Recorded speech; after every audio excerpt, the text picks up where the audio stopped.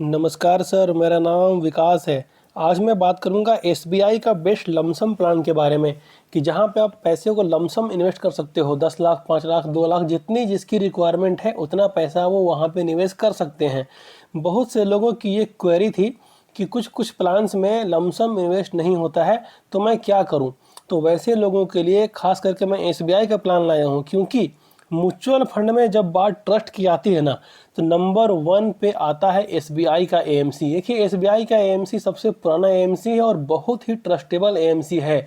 यहाँ पे आप आराम से विश्वास कर सकते हो, क्योंकि एसबीआई के एएमसी में जितने भी प्लान हैं, किसी का भी पैसा आज तक एसबीआई ने डुबाया नहीं है।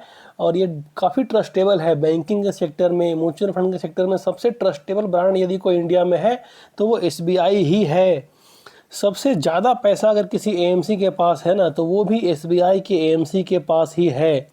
कितना पैसा है वो आप खुद देखिए। यहाँ पे 10,37,900 करोड़ रुपए हैं एसबीआई के एएमसी के पास टोटल, जो कि इंडिया में नंबर 1 रैंक आता है एसबीआई का।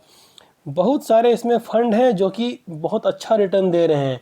ओवरऑल अगर हम ये कहें कि एसबीआई का सारा प्लान ही बेहतर है एज़ पर रिक्वायरमेंट, तो गलत नहीं होगा। आज मैं जो आपको बताने वाला हूँ 3-4 प्लान, उसमें नंबर 1 पे आता है एसबीआई का मैग्नम मिड कैप फंड। ठीक है, यहाँ पे आप लमसम आराम से कर सकते हो, किसी भी प्रकार की दिक्कत नहीं है। ये 3 स्टार रेटिंग वाला ये फंड, जहाँ पे 21,127 करोड़ रुपए का एयूएम है। मैं हमेशा कहता हूँ कि जिस फंड का एयूएम ज़्यादा है, पैसा आपको वहीं पे निवेश करना है। मिनिमम आप यहाँ पे 500 रुपये की एसआईपी कर सकते हो और लमसम आप कम से कम 5,000 रुपये का यहाँ पे कर सकते हो। बहुत ही बेहतरीन फंड है ये। ठीक है, प्रीवियस यदि रिटर्न देखें इसका, तो बहुत ही अच्छा परफॉर्मेंस इस फंड ने किया है। पिछले 1 सालों की बात करें तो 40%, पिछले 3 सालों में 25.5% के रेट से पैसा आपका बढ़ा है, जबकि पिछले 5 सालों में 30.8, मतलब करीब करीब 31% के रेट से इस फंड ने पैसे को बढ़ाया है। साल 2 साल की बात नहीं है, 5 साल की बात है। हम और आप कितना चाहते हैं म्यूचुअल फंड से रिटर्न, कितना एक्सपेक्ट करते हैं? 15 से 20%। हमारी जो एक्सपेक्टेशन है वो 15-20% की रहती है। यहाँ पे कितना मिल रहा है? 31%। तो एवरेज यदि बात करें तो 20% यहाँ पे आराम से मिलेगा।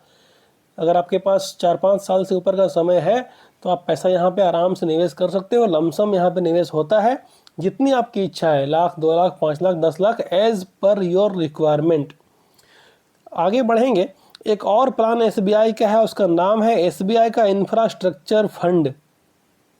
4 स्टार रेटिंग वाला ये फंड, एयूएम साइज थोड़ा सा कम है, 4523 करोड़ रुपए का एयूएम है।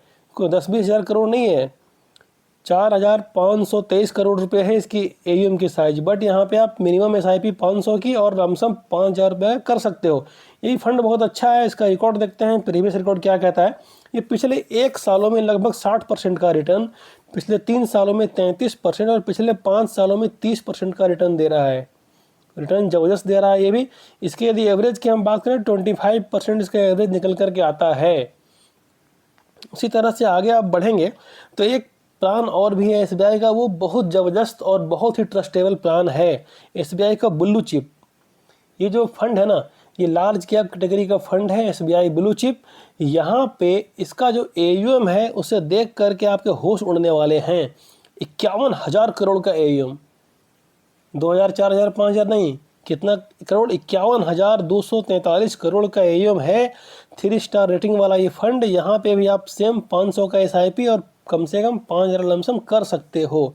अब देखिए, इस फंड की मैं बात करूं अगर रिटर्न का, पिछले जो रिटर्न दिए हैं इन्होंने, पिछले 1 सालों में 31%, पिछले 3 सालों में 17% के रेट से और पिछले 5 सालों में 20% के रेट से पैसा आपका बढ़ा है, वो भी लार्ज कैप कैटेगरी के अंदर, जहाँ पे एयूएम देखिए कितना है, 51,500 करोड़। तो इस तरह से यदि हम देखें तो यहाँ 15% का रिटर्न आपको इजीली मिल जाएगा। ये खास करके वैसे लोगों के लिए है जिनके पास रिस्क लेने के लिए समय नहीं है। यदि आपको 2 साल 4 साल के लिए इन्वेस्ट करना है, यदि आपकी उम्र 40-50 के आसपास की है, तो आपको यहाँ पैसा इन्वेस्ट करना चाहिए। नहीं तो आपके लिए फिर कौन सा अच्छा है? मैग्नम मिड कैप, इंफ्रास्ट्रक्चर और भी कई सारे फंड हैं एसबीआई के, वहाँ पे इन्वेस्ट करना चाहिए। बट यदि आपकी एज ज़्यादा है, समय कम है, तो फिर एसबीआई का ब्लू चिप जो कि लार्ज कैप कैटेगरी का फंड है, वहाँ पे पैसे को निवेश कीजिए और सेफेस्ट में रहिए। रिटर्न थोड़ा कम मिलेगा बट पैसा आपका सेफ्टी में रहेगा। पैसा सब जगह सेफ्टी है, बट यहाँ पे क्या है कि थोड़ा सा जब मार्केट गिरता है तो यहाँ पे थोड़ा गिरावट कम होता है। इसलिए इस फंड को मैं सेफेस्ट वाला फंड कहता हूँ, लार्ज कैप कैटेगरी के फंड को। ठीक है, अब यदि हम देखें तो 15, 20 और 25 का मैंने आपको एवरेज दिखलाया। एसबीआई के 3 मैंने फंड जो बताए आपको, अच्छे वाले फंड 15%, 20% और 25% का मोटा मोटी यहाँ पे एवरेज निकल करके आ रहा है। यदि आप लमसम 5 लाख रुपए लगा दें, और लंबे समय की मैं बात करता हूँ, हमेशा मैं कहता हूँ कि भाई पैसा म्यूचुअल फंड में वही लोग लगाएं जिनके पास कम से कम 4 से 5 साल का समय है। यदि आपके पास साल भर का समय है, 2 साल का समय है, तो फिर पैसे को मत लगाइए म्यूचुअल फंड में, क्योंकि कोई फ़ायदा होने वाला है नहीं, कंपाउंडिंग का फ़ायदा आपको मिलने वाला है नहीं। 4 साल 5 साल से ऊपर का समय है तभी कंपाउंडिंग का फ़ायदा आपको मिलेगा, वरना नहीं मिलेगा। तो यदि आपके पास लंबे समय की मैं बात करूं, 25 साल की यदि हम रिकॉर्ड को देखें और 5 लाख रुपया मात्र हम निवेश करके यहाँ पे छोड़ दें इन सभी फंड्स में डाइवर्सिफाई करके, और वो एवरेज यदि 20% का रिटर्न जनरेट करे, जो कि ईजिली करेगा, तो आपका पैसा वो 5 लाख बढ़ करके 4,76,00,000 रुपया होता है। मतलब करीब करीब 4.25 करोड़ रुपया होता है। कब? लंबे समय में, 25 सालों में 20% का रिटर्न दिया तो कितना होता है? 4,75,00,000। मतलब 4.25 करोड़, लगाया कितना था? मात्र 5 लाख रुपया। ठीक है, तो इस तरह से आपने पैसा जमा तो कर दिया 25 सालों के लिए, आप बूढ़े हो गए, आपके बच्चे बड़े हो गए, अब तो आपकी रिटायरमेंट की एज हो चली 25 सालों के बाद। तो अब क्या करेंगे? वहाँ से SWP पेंशन प्लान में हम लोग कन्वर्ट हो जाएंगे उसी पैसे से। जो पैसा बढ़ गया वहीं से, कोई स्विच नहीं करना है, कहीं चेंज नहीं करना है, ना उसको रिडीम करना है, वहीं से अब पैसा लेना शुरू कीजिए अपने जीवन यापन के लिए, खाने पीने के लिए। ठीक है, तो 4,75,00,000 रुपया था, वहाँ से अब महंगाई बढ़ गया, बाल बच्चे बड़े हो गए, खर्च बढ़ गई, घर खर्च तो बढ़ेगा ही बढ़ेगा, तो 5 लाख रुपया हर मंथ आप वहाँ से लीजिए। भाई आपने शुरू में लगाया कितना था? आज से 25 साल पहले 5 लाख रुपया एक बार लगाया था, और अब आप कितना ले रहे हो? 5 लाख रुपया प्रति मंथ पैसा आप यहाँ से विड्रॉ कर रहे हो। अगले 15 सालों की यदि बात करें और वही रिटर्न देता रहे 20%, जो कि इतने लंबे समय में इजीली देगा, इससे अधिक ही देगा, कम नहीं देगा। ठीक है, 20% का रिटर्न देता रहे, तो 4,75,00,000 में से 9 करोड़ रुपया हमने रिडीम कर लिया, और अभी बैलेंस बचा हुआ 36 करोड़ रुपया। ये आपके समझ से परे लग रहा होगा, आपको लग रहा होगा ये सब बातें हवा हवाई है, बट ये सब चीज़ हो सकती है कब? लंबे समय में। आपने लगा दिया 5 लाख की जगह 25 लाख लगा दिया 2 साल के लिए, 5 साल के लिए, भाई कुछ नहीं होने वाला उससे।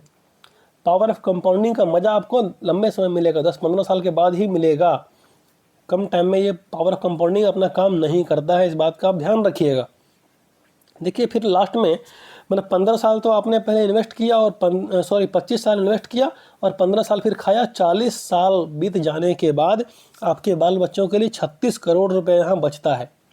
अब सोचिए कि 36 करोड़ रुपए इसके पास होगा, क्या वो कभी गरीबी देखेगा? क्या वो फाइनेंशियल फ्रीडम में नहीं जिएगा? क्या कोई दिक्कत होगी उसको जीवन यापन करने में? कोई दिक्कत नहीं होगी, आराम से वो जीवन यापन करेगा। तो इस तरह से मैं कहता हूँ कि लंबे समय के लिए थोड़ा थोड़ा पैसा भी म्यूचुअल फंड में डालना शुरू कीजिए, ताकि आपका भविष्य सुधर जाए। भाई मेरा वीडियो बनाने का मेन रीज़न यही रहता है कि लोगों का भविष्य जो है ना, वो फाइनेंशियल फ्रीडम की ओर चला जाए, ताकि बुढ़ापे में किसी प्रकार की कोई दिक्कत ना आए जीवन यापन करने के लिए। अब कुछ कमेंट्स की बात कर लेते हैं।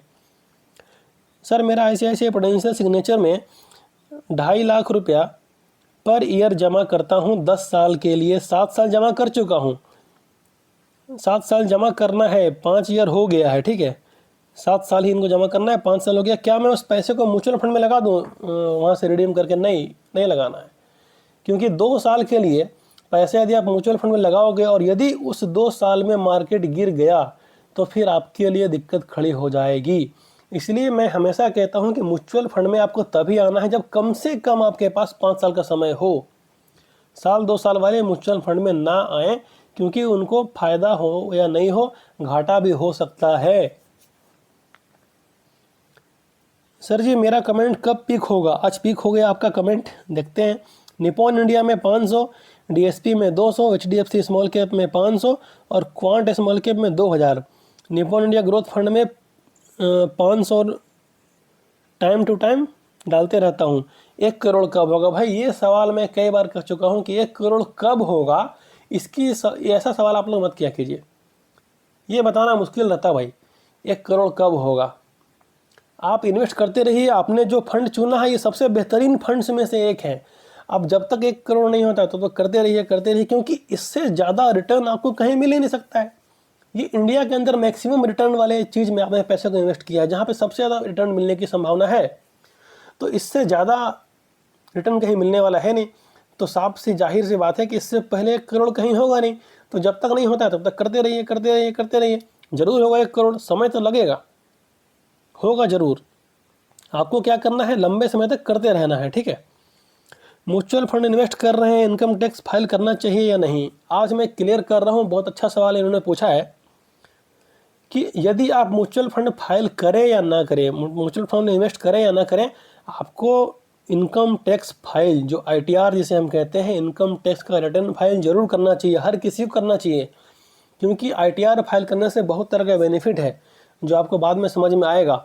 इससे म्यूचुअल फंड का कोई लेना देना है नहीं। यदि आप नहीं भी करते हो तो आपको ITR फाइल करनी चाहिए।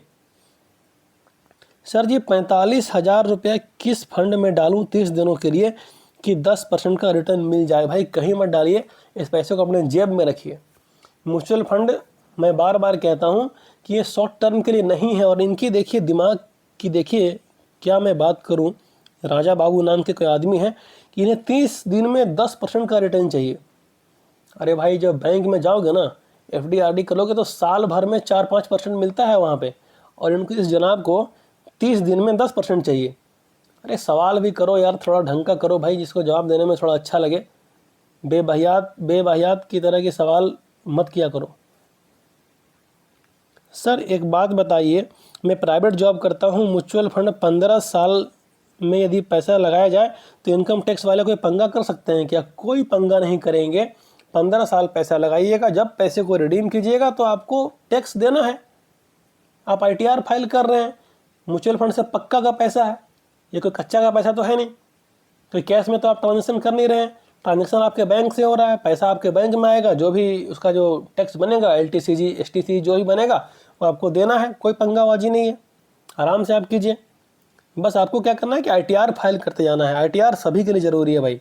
ये म्यूचुअल फंड में आप इन्वेस्ट करें ना करें उससे कोई मतलब नहीं है, ITR हर किसी को फाइल करना ही चाहिए।